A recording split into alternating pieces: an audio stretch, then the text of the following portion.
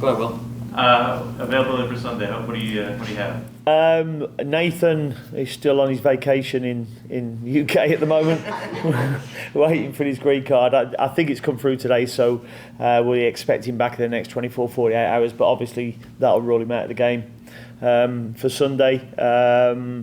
Adil has trained with us. He'll train with us tomorrow again, and he's declared himself fully fit, so he's available as well. I have to make a decision whether to bring him back or not, and what risks there are, and try and minimise the risks. But he's come through everything that he needed to with the medical department really well, so that's really pleasing. I know you have a familiar face on the other side with Pookie. Saw him at Norwich.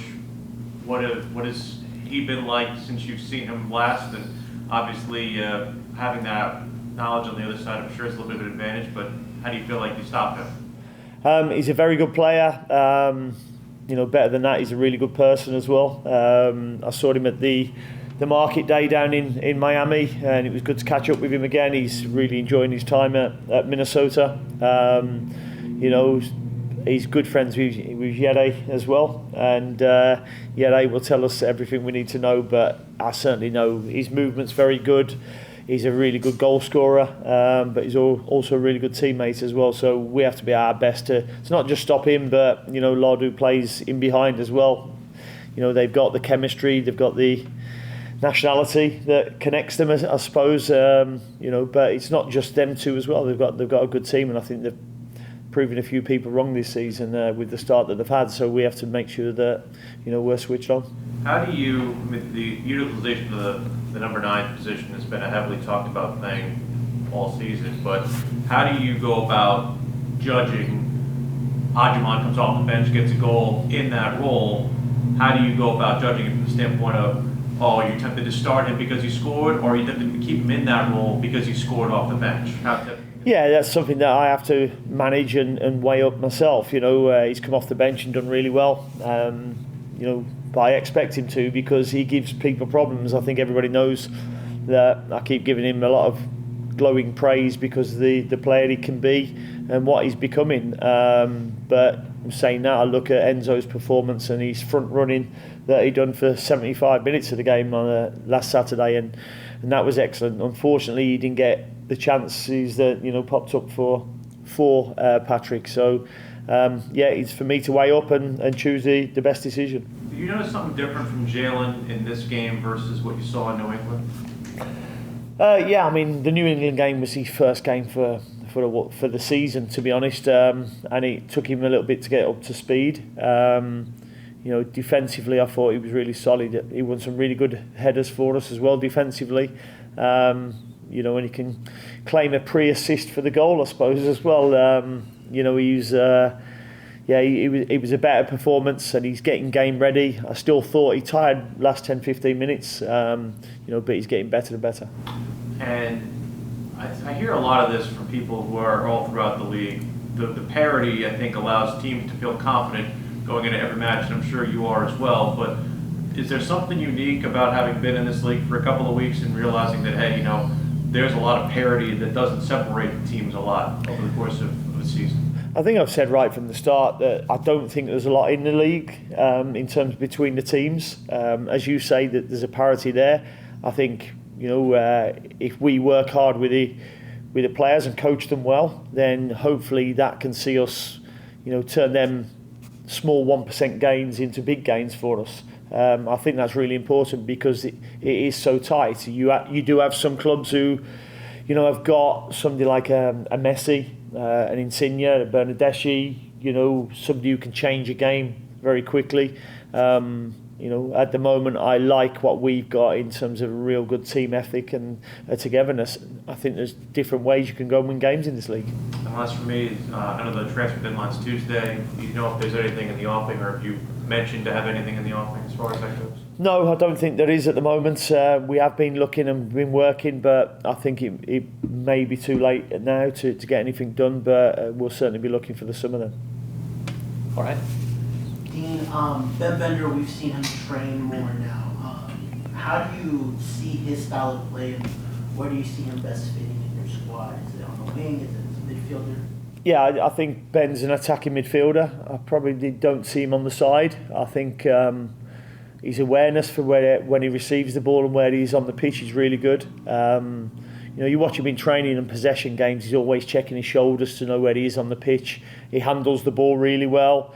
He's got goals in him as well. I still remember him scoring that goal against Red Bull when I came to the game. So I really see him as one who can go and break lines and, give problems to the opposition defence. Nice. And then MLS is implementing new competition rules this weekend. Wanted to highlight a couple for you. There's the time substitution rule where if a player takes more than 10 seconds to come off, there's a 60-second penalty on the new player coming in. There's an off-field treatment rule where if a player's on the ground for more than 15 seconds on field, they have to be off the field for 2 minutes, and then an in-stadium VAR announcement, which VAR decisions will now be explained by refs to the fans. I just wanted your thoughts overall on these new rules. Yeah, are we good to talk about these? Yeah. I spoke with the league about these in pre-season. We had meetings about them. I don't see the sense in the rules, if I'm honest. I don't think after 9 weeks there's been much of a problem with the competition. I don't think there's any of the top 5 leagues in the world doing these things either. I just think you give yourselves a problem sometimes, and change can be for change's sake, and that's just my honest opinion with it. I didn't agree with it from the start. I don't think there's too many people who, players certainly, speaking to my players, they don't really agree with it. Medical staff don't really agree with it. So I just think, we're 9 weekends into the season. This is week 10. We don't need the change, but they're implementing it, so we have to get on with it. Okay. Is Bender, you said he might play in some legacy games. Is he getting close to that? Or? Yeah, he's got a tight quad at the moment, so we just, a little bit Dean Smith, a little bit gingerly with him at the moment. So we're just looking after him. We are getting a game in-house on Monday. He won't be part of that, but he'll be ready to play for the legacy after that. Okay. And Abada, when you watch his speed in person, is it a little different than when you see stuff on tape? Yeah, it's really nice to have him, and you can see his performance last week, the confidence that's given him as well, and the release of energy as well. Because I don't care who you are, he's a human being. He's coming here. There's a lot of expectation on him, and he's come in and we introduced him for the last half an hour, and then he got 60 minutes at New England, and it was really, really pleasing to give him 90 minutes. We brought him off, I think, in the 91st minute, but his pace, his how he carries the ball, his balance he has when he carries the ball as well, he's going to be a real asset for us. If you line him up on the end line and let him go, does he win the race in practice? When he's running with the ball, he does, yeah. With the ball? Yeah. Okay. He almost looks... I thought Bernadeschi was similar last week. They look quicker when they run with the ball than when they haven't got the ball, and I think Leo's got that as well. Okay. Enzo, I feel like 2 years in, I'm still trying to learn about him and what his strengths are. I mean, sometimes he's not connecting a lot of passes in the attacking third, but I know like the ball he headed and Vargas got. I mean, it's like he has an appreciation for the spaces. He does. He occupies 2 centre-backs a lot. Not many centre-forwards can do that, but because of his running capacity, he likes to run in behind. I don't think we find him as much as we often can do, but he occupies the 2 centre-backs, and it's an important thing to do because then you're creating space for others as well. He's very good in the air, better than probably what his height tells you he should be, and hence winning that header for Kerwin's goal last week. Thank you. Yeah, Jason. Coach, I'm curious, as you mentioned 10 weeks in, your evaluation of your squad, where it is right now. I mean, where do you think they have improved the most from when you first got these guys together and started practice? I think without the ball, definitely. I said when I first came in, I thought it was the obvious thing to work on, the basics, the structure, how we're going to defend without the ball and make it hard for teams to get big chances against us. And I think that's been, the quickest thing that we've actually got right. We're still working on it all the time, but it surprised me how quick the players have taken that on board. And, I think we're starting to connect the ball a lot better now. I have specific actions that I look for from the players in the final third, and we've been a little bit too sporadic with that, and that's something that we've been working on to improve. In the room, okay, cool. I got a couple people on the Zoom. Nick Finelli, let's start with you.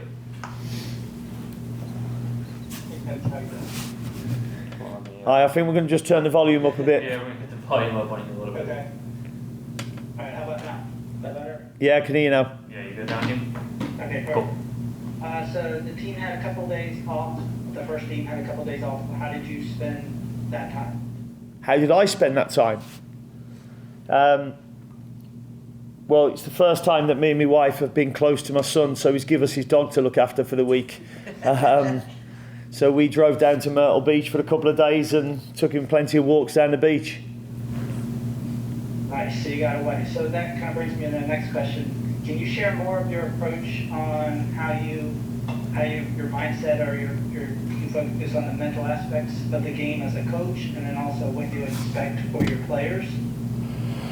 Yeah, in terms of the mental aspect, you need a break from the game. You need to not take the game home. It's hard. It's difficult to not do that sometimes, because especially after the game, parts of that game will be replayed in your mind. Have you got certain decisions right? Is there things that you could have done in the week a little bit better? So there's always something that's constantly there, and I believe that you need that break. And when I was in the UK, taking my dog a walk would give me an awful lot of time. Going out on a golf course would be another area of give me some mental space. I think players are the same as well. They need a couple of days off every now and again, and there's nothing wrong with them going out for a meal and sometimes going out for a drink, just to clear their heads as well, because we're in an industry where all eyes are on you every Saturday or Sunday when you're playing,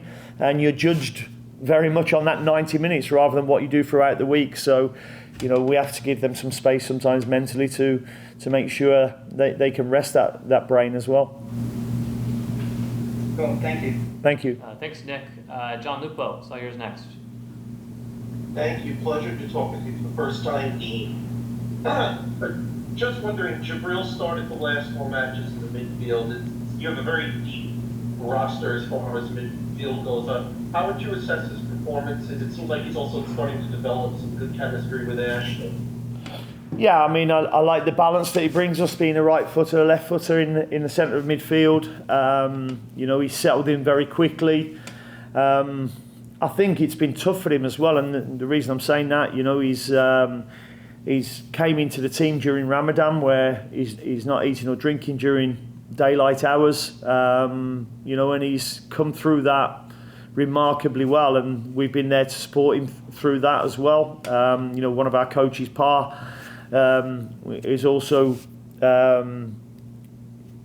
with Jibril during Ramadan as well, and they've been going to mosques and prayers during our trip to New England. So he's got into the team and he's done well. He's held on to the shirt. And funny enough, the last game, is the first time he's played, since Ramadan finished. And I thought it was the first time he'd really tired in the last 20-30 minutes of the game. I thought he got caught out of position a little bit too often, but I love him on the ball. He can see a pass, that's for sure. And he's a really good guy around the dressing room. All the players are enjoying working with him, and I think we can improve him and help him get better. Minnesota, obviously they have a player you're probably familiar with from your time in the UK with Timo Pukki. So what do you see from them overall? How do you see him fitting in with them, and what do you have to do in order to be able to develop victory on Sunday?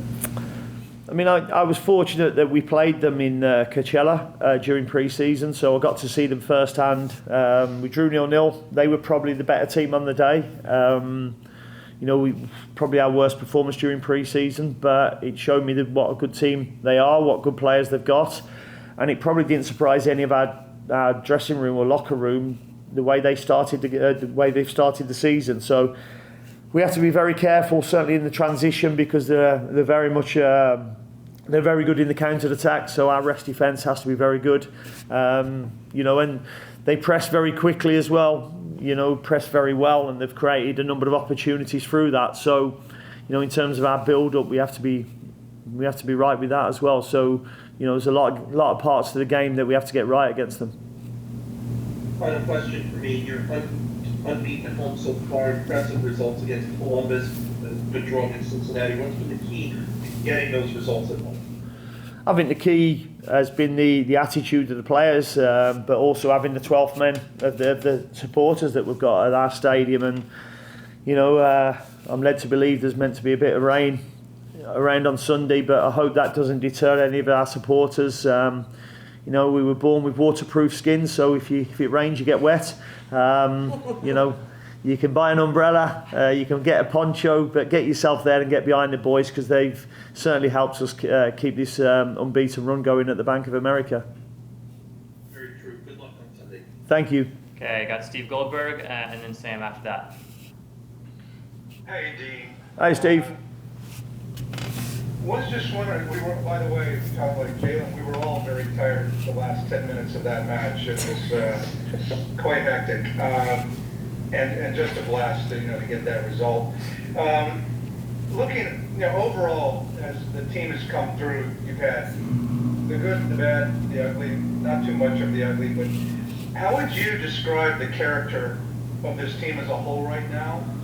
And where is that in context to where you want it to be? Or is it already there, as far as the attitude? In terms of the character, I think they're becoming a calmer team. And with that comes consistency. We're starting to learn about, what are good decisions, what aren't good decisions. When we need to chase a game, when we don't need to chase a game, and I think that's really important. But I can see a lot more emotional control within the group. I can see leaders growing within the group as well. Some people who we probably wouldn't have thought were going to become leaders before, I think are starting to become leaders now, and are becoming a lot more outspoken, certainly in the learning zone as well. So, they're probably the traits that I'm seeing, and the characters, and I want to keep seeing that, because for me that's growth for the football club. That's great. That's all I needed for today. Thanks. You, and best of luck. Thanks, Steve. Okay, Sam Spencer, last one. Hey, final question, just one for you, Coach.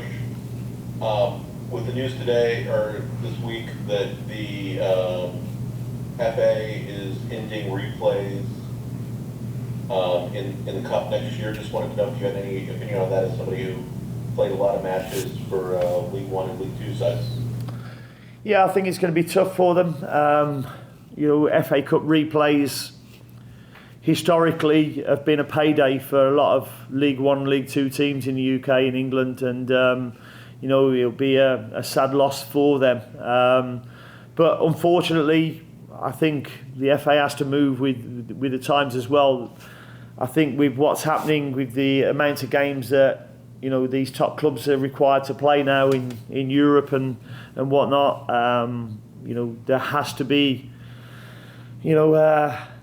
some agreement made where there's a reduction of games, because there are too many, and it's detrimental to the quality of the game, but also to players' health as well. So I think it was the only thing they could do. All right, thank you, Coach. Best of luck against the Blues. Thank you.